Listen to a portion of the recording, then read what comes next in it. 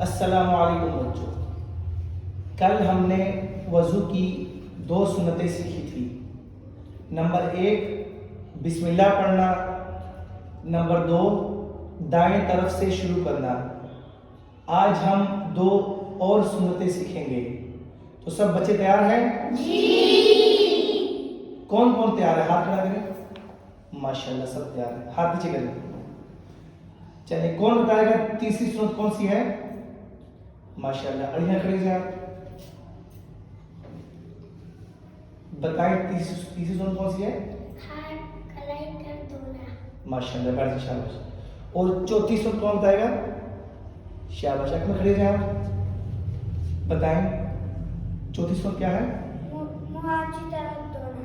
माशाल्लाह, बैठ जाइए, शाबाश। इंशाल्लाह कल हम 2 और सुन्नतें सीखेंगे, ठीक है?